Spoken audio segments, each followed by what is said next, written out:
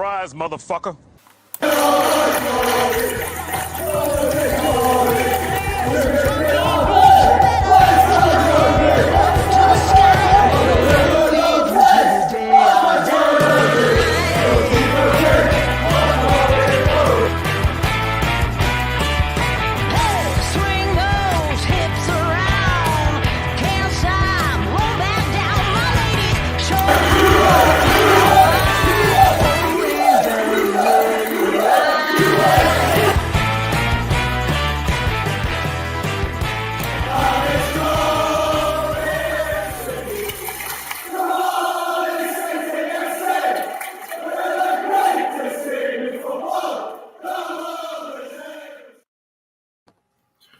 Yes, guys, welcome to the Fleur Hour.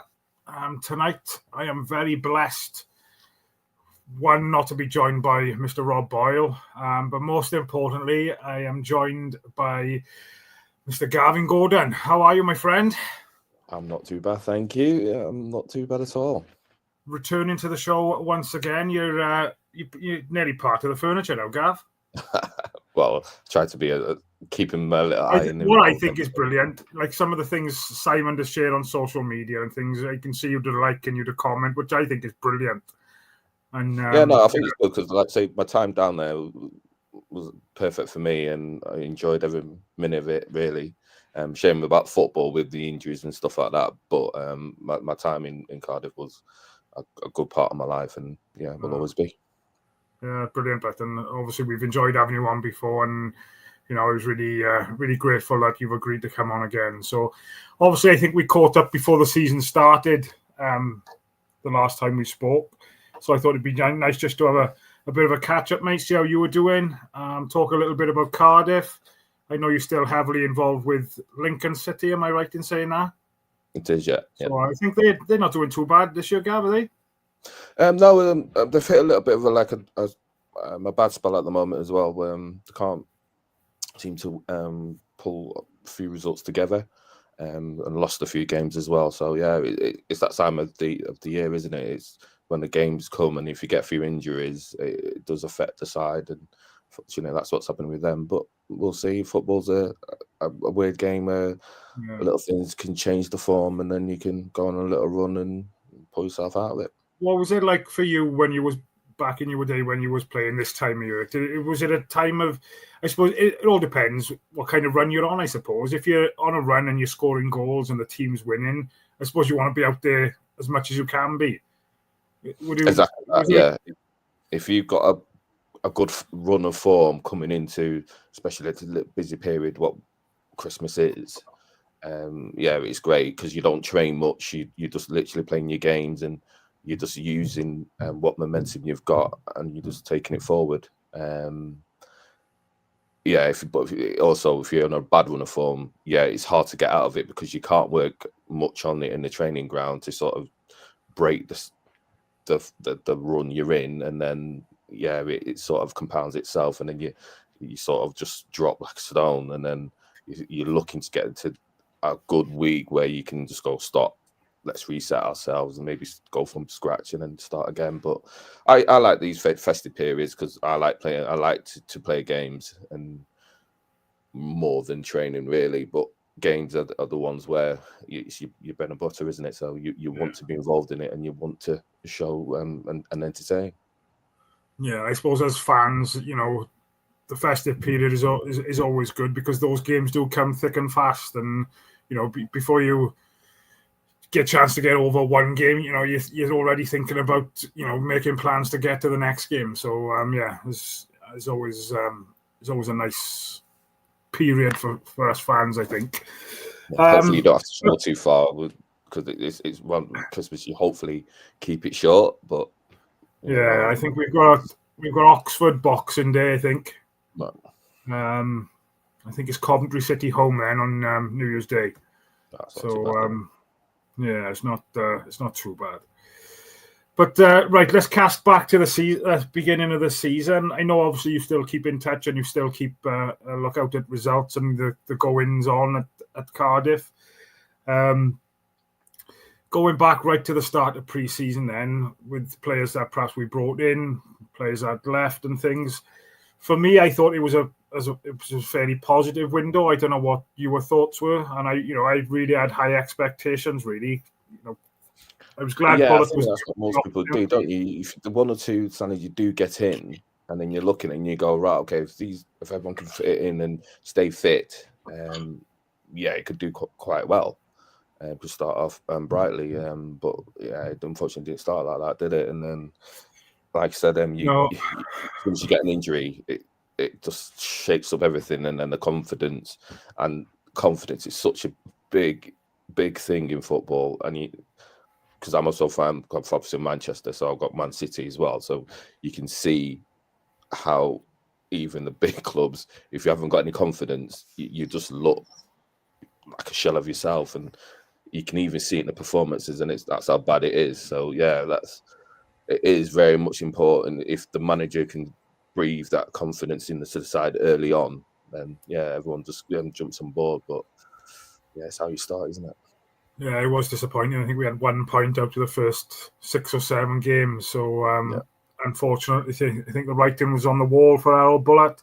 I was all for him taking over, to be honest. And at the end of the day, I'd support anybody who's given the role. At the end of the day, they're not there to make players. It's just, I don't know. It's a difficult one, isn't it? As fans, we've got opinions, and we're not here to slate people. We've got opinions, and obviously everybody's entitled to their own opinion. And I wish Errol Bullock all the best going forward, but unfortunately, I think the time had come where I don't know whether it was the change from European football coming into the Championship, because as we all know, the Championship is such a difficult league to play in. I think his first experience of English football, I don't know whether it was perhaps a little bit too much, and I don't know if he adapted to it quick enough. I don't know. What's your thoughts, Gav? Yeah, I think exactly that. It is a different breed. That little step up of going into that league, it's such a competitive league. And the games come thick and fast, so you haven't got time to sort of reset and do. You need to hit the ground running if you want to contend. If you want to show. My personal opinion was I just didn't think he ever had a plan B or a plan C if things weren't working well. And that's what you got a lot of comments. I've seen a lot of comments with that, and everyone's always, like you said, fans. Everyone's got their own opinions about who should play, and who should come off, and everything like that during the game. But yeah, you can see where you set up, and if it doesn't work, and then you can as you're watching the games, you're thinking, well, we need to do something. So show us something. What you must have a plan B. You must be able to use that squad and tinker it a little bit to come at a different angle, maybe. But if you don't get to see that, then yeah, like you said, the writing's on the wall. And yeah, unfortunately, how nice the person is, it's probably time to go to then bring someone in to sort of who can affect the game better. And obviously then Omar Rita kind of stepped in as interim. Obviously he's been given the role now until the end of the season. It took the club over 10 weeks, I think, to announce that. Is that a shock to you? Is that something you think they should have tied up a lot sooner? A couple of questions. You would have thought they would have had a bit of a plan. If you're going to get rid of somebody, you want to then move in or have a thought of where you're going to go moving on.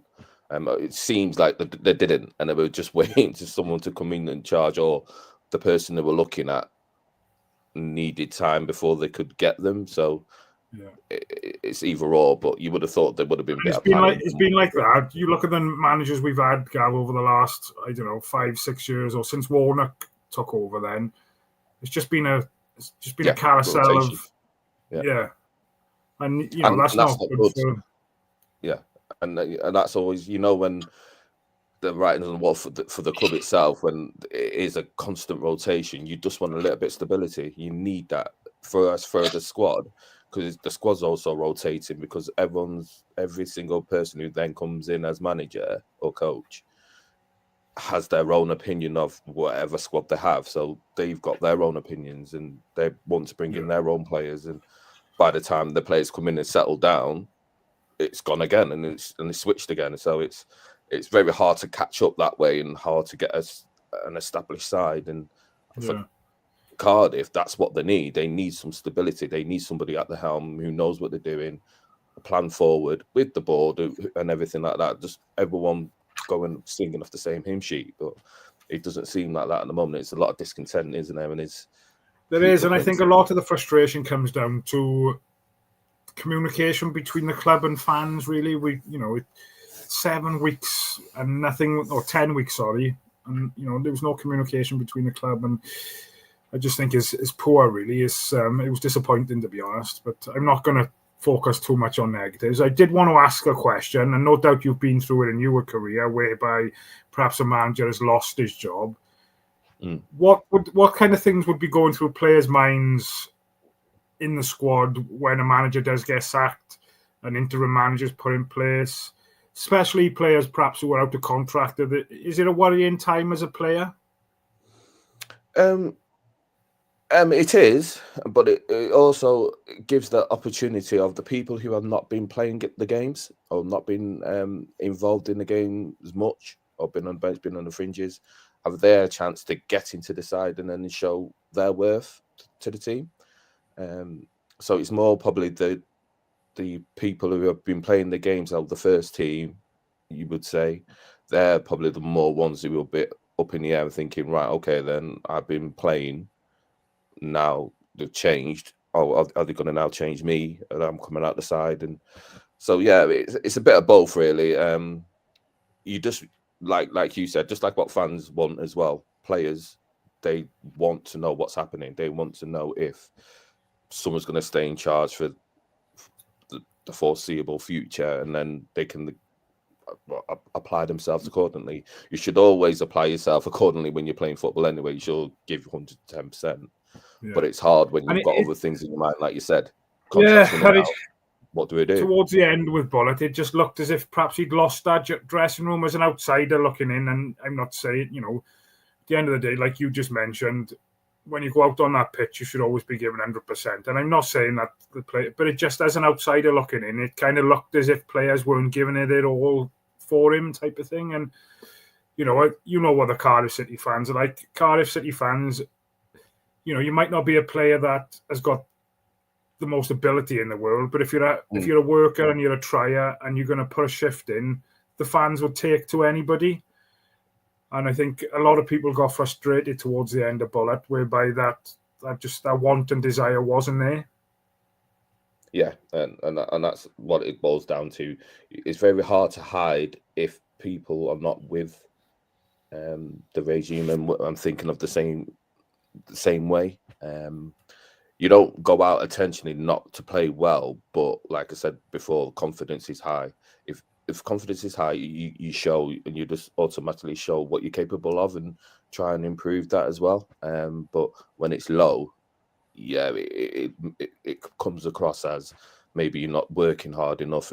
When you are trying, but maybe trying too hard and it's not working, and then you get frustrated in yourself. And yeah, all them comes into play, and it's not just as a footballer, you just want to cross that line and play the game. Everything else shouldn't come into your mind. But I like to say with me, because I know I had a few injuries and stuff like that, every time I stepped onto the pitch, I wasn't just focusing on the game. I was focusing on just getting through the actual game and happy to complete it and not get injured or something like that. So other thoughts come into your mind. So I mean, it's probably the same thing if your contract's running out. Managers going, don't know who's going to be in charge and am I going to get kept on? Yeah, you got all sorts of things. What then encroaches onto the pitch? Yeah, 100%. So obviously Omar Ritza come in. I think we had a pretty good run through October. Before we went live on air, I think you mentioned you went to watch the Hull and Cardiff game. And do you want to let the guys know what you thought, your initial thoughts of? Because obviously we went on to lose that game as well. But I think that was the start where we started to see some changes there in the way that we perhaps set up, the way we played. I think that was the start of a little bit of change there. Yeah, no, I was impressed with the sort of a few of the link ups. Is it Colwell in midfield there? I think the way he drifts in that and where he attacks the ball, he's happy to have controlling when in tight areas and people come towards him. So then that creates space for everyone. So his link up play from him going around that, I think that was the start of it, and he showed that because he was right in the middle of it, and it sort of played through him. And then I think it was Callum Robinson scored the opening goal, took the ball while his roof hit the roof of the net, and I thought, this is quite very decent. So it was weird that in the position where they were, I was thinking on that run, I was thinking, I don't know how that is, and then Hull took the chances, and you see the confidence sort of switch. But to be fair to Cardiff, even the subs, I think it's Willock came on and he looked positive, he looked sharp, and attacking wise, they seemed to have something about them. So I thought, well, they've got some chances here of going on a run, and that's what they did. They went on a good little run there. As long as you can keep a clean sheet, it looked like they could score a goal. And then, like you said, it takes one little bit of confidence. As a fan, and obviously the interim manager taking over, the frustrating thing for me then as a fan was the fact that Rhys had been there from the beginning with Bullet. So if he can kind of get the players to play in a different type of... For me, it was kind of what I'm thinking then is Rhys may have had his opinions, but if Bullet didn't agree with him, he wouldn't take that on board. Is that something that you come across with managers in your career, Gav, that it was their way or the highway type of thing? Well, yeah, you think about it, the head coach is got to be the main person, whereas the assistant can be the link between. So when the players, he has to keep this sort of harmony around. So when the players are not happy, they will come to him first before they go to the manager. So he'll have an idea of how the rest of the squad's thinking. So he might have been thinking, right, we should play a certain way. But the manager's saying, no, I want to do it this way. So he sort of knew what to do. And that's the reason why I think they went on the run they did. And then it sort of hit home again. So they sort of like fell back into old routines. But listening to the comments of the last game, they've had a good talk. So we just sort of tried to nip it in the bud a little bit earlier than probably what they did at the beginning of the season. And they're talking about it now, which is good. And they're letting people know. Yeah, I think since Rhys has taken over, the football we're playing is a lot more positive. And we've lost games. We're on a bit of a downward spiral, and the run, I don't think we've won now in 7 games. Yeah. But we're still creating chances. We're still having opportunities. We're under Bullet, where we was playing poorly. We weren't creating nothing. And we just, the old saying, you need that bit of the rub of the luck or the rub of the green to go your way. And unfortunately, it's just one of them things when you seem to be in that rut is very difficult to climb out of it. I do think you'd need to be positive with it. Like I said, if you sit back, you're just waiting to get beat, and it's not fun for anybody then. And then, like I say, nobody enjoys it, and you can hear it in the crowd, and you can hear everything. But as a crowd, if you're seeing that they want to be positive, they want to go forward, they want to create chances, they want to win the game.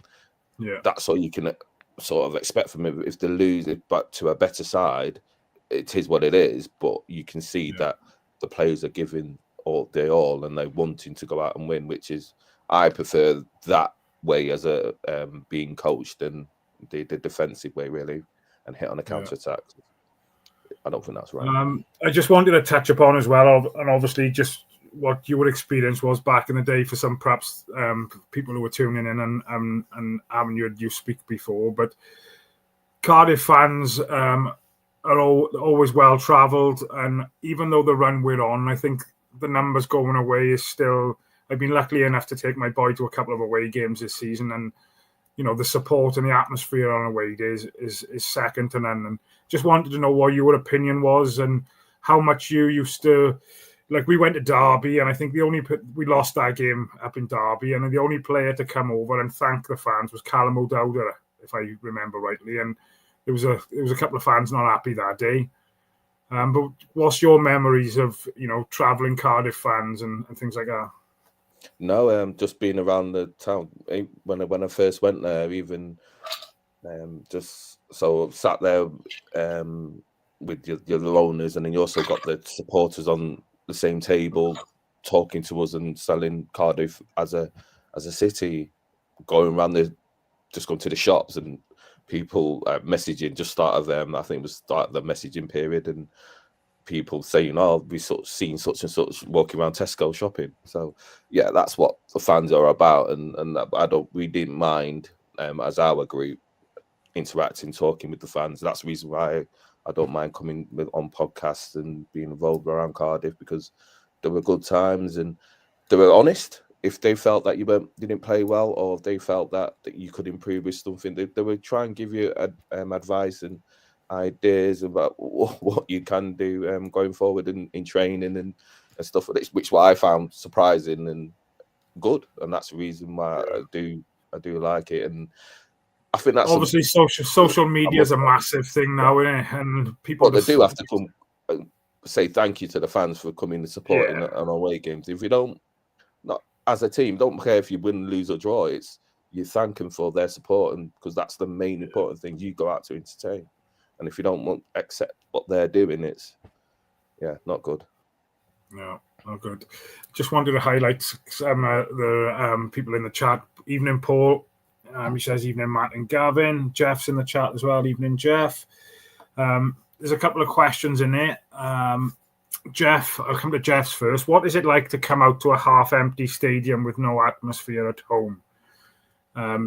Sometimes, did you prefer playing away? Me, personally, I preferred a fuller stadium. Prime example, Leeds at home in FA Cup. Did we win that game, Gav? I don't know. I'm thinking about it. I think we did. But yeah, that sort of atmosphere, it brings out the best in you. For me, anyway, I prefer to play out in either on TV or like in a big crowd. That's when you hear the likes of Rio Ferdinand comparing that to going to Galatasaray, I just think it's amazing. So then when you come back down to literally half a stadium or the day-to-day, the league, it does subconsciously bring you down as well. It's hard to get yourself back up.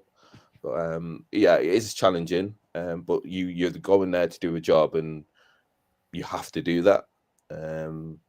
It's all about confidence. If you see a full stadium, you feel more confident than what you do when you don't. So, that's a fair comment.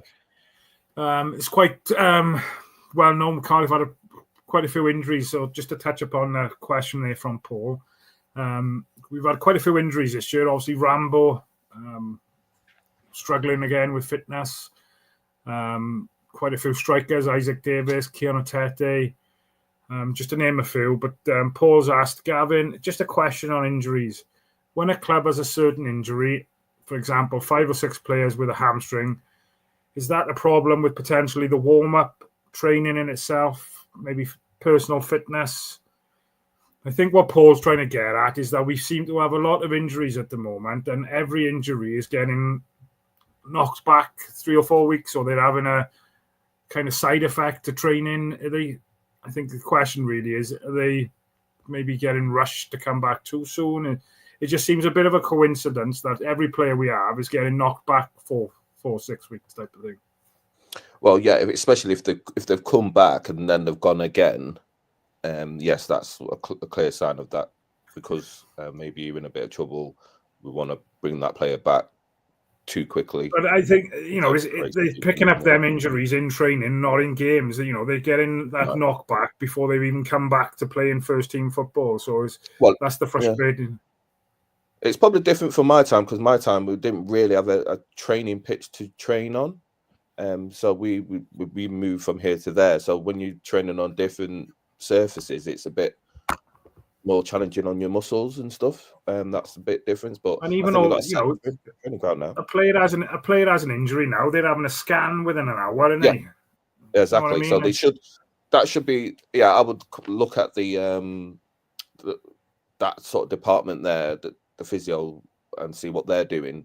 If it is overtraining, maybe they are overtraining them, or they didn't have a good pre-season. Usually pre-season is the ones what sort of you get the basis so you can go through that season and you can do the training and build up on it. If you haven't had such a good season, or the program's not been the best, you do get the soft tissue injuries, and that's when you get them ones, they're the issues. My problem was sort of my body, so my back and stuff, that's where it came from. So you have to look at your posture. So, and that's what they do now. They get that. So it's hard to sort of pinpoint unless you're in there and seeing what they do. Because going back, you just mentioned about pre-season and stuff. Then a question I wanted to ask you, because it's come up a couple of times throughout our podcasts, is that they felt perhaps our pre-season wasn't challenging enough. So we played against Penabont. We played against, off the top of my head now, I can't remember, Kidderminster Harriers, and then we went away on tour and played. As a player, do you want, I know, I can understand why they like to play the likes of Penabont and to get minutes in legs and confidence, people scoring goals and things. But from an outsider looking in, I didn't think our pre-season was perhaps challenging enough. I'd rather us play against more experienced teams. As a player, would you kind of look at it the way I first mentioned, that you want to play against the lower league teams and maybe to get a bit of confidence before you start the season type of thing? As when you come into pre-season, I didn't really look to see who we played. I just assumed that we will be playing teams of probably maybe the league below or the same, to sort of get your fitness up that way in games. And we used to use the non-league or the lesser teams for the rest of the squad as well, so to just keep everybody active, so you mix up the matches. It's all about the preparation in what you do in pre-season, what sort of fitness work you do. That's where I think the better ones seems to have a better squad what lasts, depending what sort of training they worked out for you as a squad.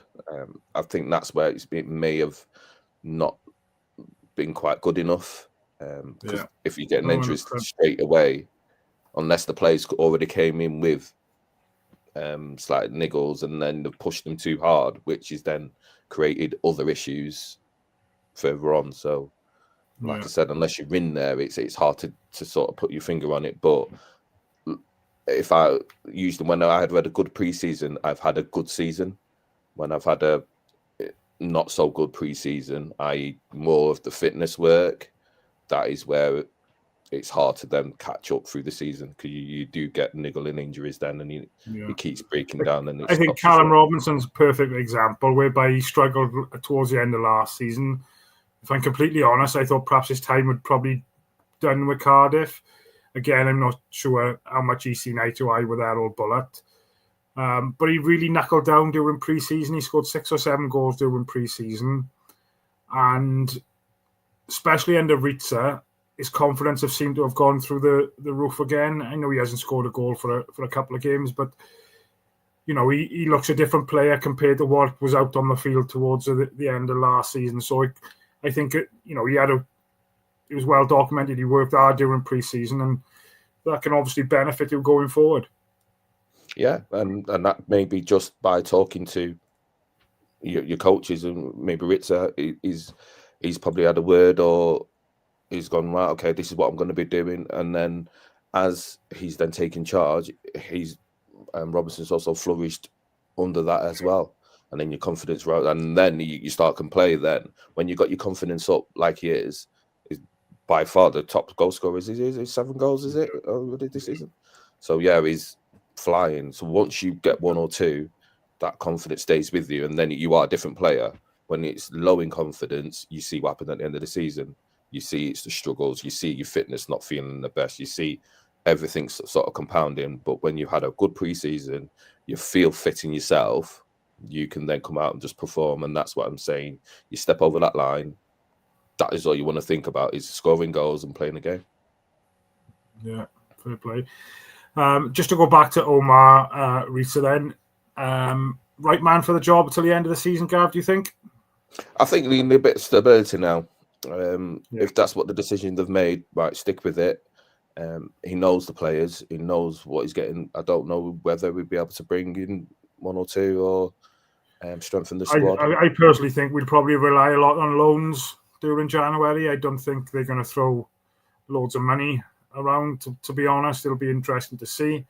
But I think... And that's, but that's the potluck, isn't it? Though it's about who hits the ground running. If you get that right loan, that could then save, and then you finish mid-table and maybe looking to playoffs. But that's all about getting that right person in there early. Yeah, and the league is still so tight. And you've been there and done it all, mate. And 2 or 3 positive results now can elevate us, up 5-6 positions type of thing. But and if you compound that with people coming back from injury as well, just like you get new players coming back as well, if you make sure that they're fit. Yeah, exactly. 100%. So hopefully they're looking for that now. What position would you say that probably needs strengthening more than others? It's difficult. I think Perry NG has been brilliant for us over the last few years. I love him. I absolutely love him. But going back to something you touched upon earlier, when new managers or old managers go or somebody else comes in, I'm not too sure if he's been not complacent, but he knows he's playing every week type of thing. And he hasn't really had much competition for his place. Like I said, I'm not slating him because I absolutely love him, and what he's done for us since he's been there has been brilliant. But I just think there's certain areas perhaps where we need to strengthen, definitely in the midfield area. Joe Rolls, again, I love him, but I think we just need someone there to work alongside Alex Robertson and have a bit more creativity. A right back, there's a youngster in the 21s now, Ronan Capacchio. Managed to see him doing a game during pre-season. Loads of potential, but again, he's 18. We've seen him a little bit during the League Cup or whatever they call that competition now. So without doubt, he's got potential. But to expect an 18-year-old to step from under 21s into the championship is a lot to ask. Well, that's not a bad position to do it. He's got a good position to thrive. He's got a chance. But you look at the defenders as well. We've got Jesper Darland to come in. Will Fish, who's a Man United product, I believe. He must be spitting feathers at the moment, being sat on the bench. We paid near around £2 million for him, I think, as well. Yeah. And they like rocking or shit, but a good striker we need, Gav. Somebody who's going to score 10, 15 goals. And I'm excited to see Keon Atete come back and Isaac Davis. And I know a lot of people have previously slated Keon Atete for, he's a big lad, but I think he needs to be a bit more physical. But I'm looking forward to him coming back just because of what confidence he's given to other players. I'm hoping Atete is going to kind of follow suit, and we're going to see a different type of player in him as well. And you would hope that with the spell out and watching the side do what they have done, he would come in and go, right, okay, this is a perfect opportunity for me to show exactly what I'm about and help this side push on. Yeah. Because if it does, and like you said, where Cardiff is, he will elevate in status and everything in Cardiff. If he does what he's supposed to do and he's got the attributes to do that, it could be exciting. So I do understand what you mean, and I think that would work well with him and Robinson as well. So yeah. It's going to be difficult. See what happens. There's a comment in the chat from a gentleman called Graham. Apparently, there's either 12 or 14 players out of contract now between now and the end of the season. So you'd think those 12, 14 players would all be chomping at the bit, busting their guts. You would think that, but footballers think in different ways. So everyone's got people at this point here. If you know your contract's out, they will have their own people talking to them and saying, "Oh, you can do this," and then don't get injured. Be careful what you're that's doing. what it'll be about. So some will be not getting injured. Some will think, "Yeah, no, this is a perfect opportunity to show some other clubs what I can do if I get in." And then some will just say, "Right, now this is my opportunity to get a new contract." So.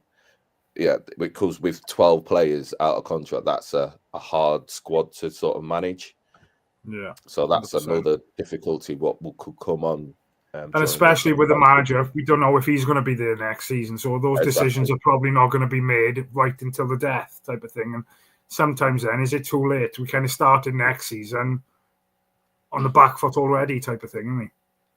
Well, if you think that should give them the opportunity to do to the end of the season, but if they want to change the manager, say so and say, right, okay, we're going to be bringing in such and such someone at the end of the season, or because they need to have some sort of confidence to the players who they're going to make decisions on anyway about who they want to keep, who's going to make them decisions. You can't just give contracts out to people who the manager coming in or the manager's staying doesn't want them at the club. So they're going to have to make that decision sooner rather than later, and stick by it, and then they can start moving on, because they should be thinking about next season now, really, and moving in towards that and whatever. With Cardiff City, Gav, we don't think are far in advance, man. Well, that's what they should do. It's a good football club. That's what exactly, and that's what we were talking about. Question in the chat, mate. Where does Gav think we'll finish come the end of the season? Do you think we'll still be down here in a dogfight, mate, or do you think it's dependent on perhaps what's brought in during January? From what I've seen, like I said, the attacking sort of play and sort of link up play, what I saw in that whole game, I think that they've got the personnel in that squad already to stay up. It will be a fight, don't get me wrong, it's not going to be easy, but compound with, if you get some good players in on this loan period, hopefully, in the new year, I think they've got enough to stay up. It's just a difficult league there, and it's all about how quickly they can get that confidence back. Yeah, it's where if they can get that confidence back quickly, I think they've definitely got the attributes to stay up there. But it's going to be a fight. Fingers crossed. Here's another great question from John. Does Gavin think a technical director helps a manager, or can it undermine him? Well, I've seen it a little bit with Lincoln, the way they do theirs. So as long as, like you said about communication, if they're not even communicating to the fans properly, will that even work between their little system? If you have somebody in there, because of the way the everything works now, as long as everyone's singing off the same hymn sheet, it's fine. Yeah. If you have one person going one way and another person going another, that is where it doesn't work.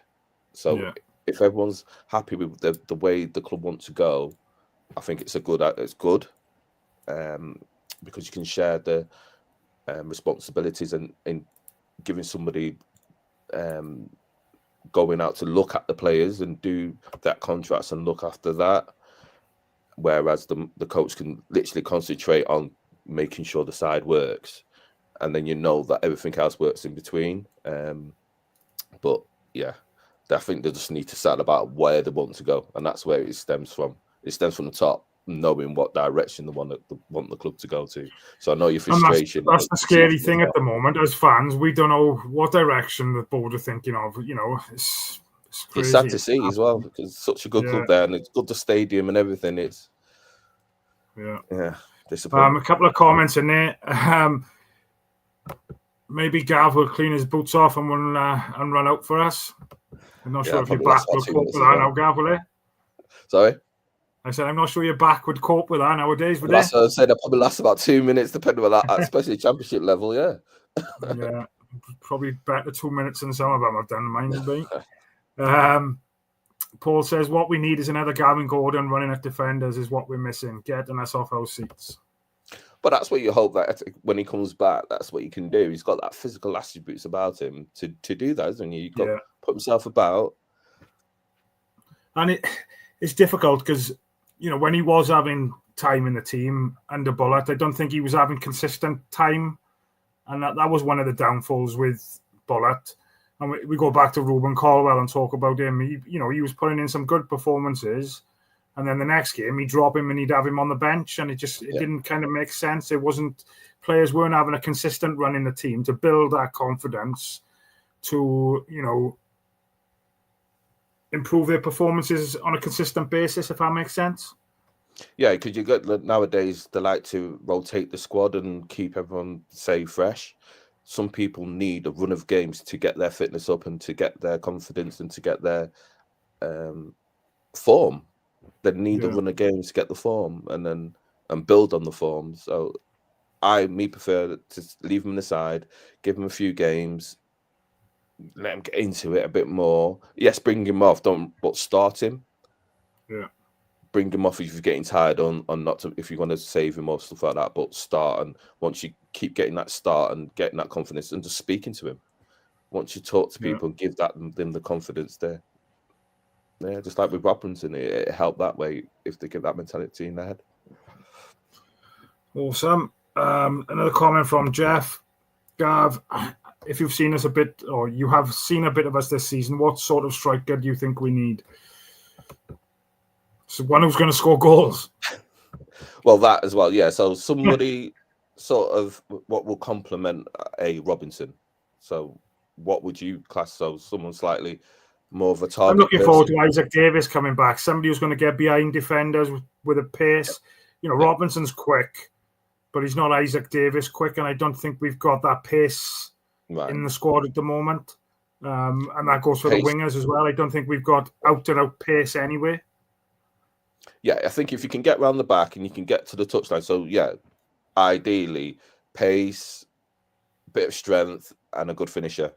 Anyone who fits that mold, then yeah, someone like that would be perfect, I think. And unfortunately, mate, it's not an easy position to find. No, but everyone's going for them same players as well, aren't they? So it's and that's it. Yeah, competition. Awesome, Gav. I know we said we was going to keep it short and sharp. It's been brilliant having you back on, mate. Really appreciate you taking your time out. I know you jumped straight out of one meeting into another one with me. But honestly, I could stay here all night and speak with you. It's brilliant. I'd just like to say, wish you have a great Christmas with the family. You boys still playing? No, he's not actually. He's decided to go into a business route. He's a businessman, he says now. So he's more doing that sort of stuff. So, but it's good to see. But my daughter's was doing it a little bit. So let's see if she carries on or not. No, fair play. And at the end of the day, mate, as long as they're happy and they're following what they want to do, then happy days. But yeah, I hope you have a great Christmas. Enjoy some time with the family, mate, and hopefully, perhaps we'll catch up towards the end of the season, and hopefully, we're in a better position, and we're not talking about relegation. Yeah, let's hope so. And yeah, I'm happy to come back on the time. Top man. Only one thing left to say, Gav. Up the Fleur. Top man. Cheers, buddy. Swagger down the street.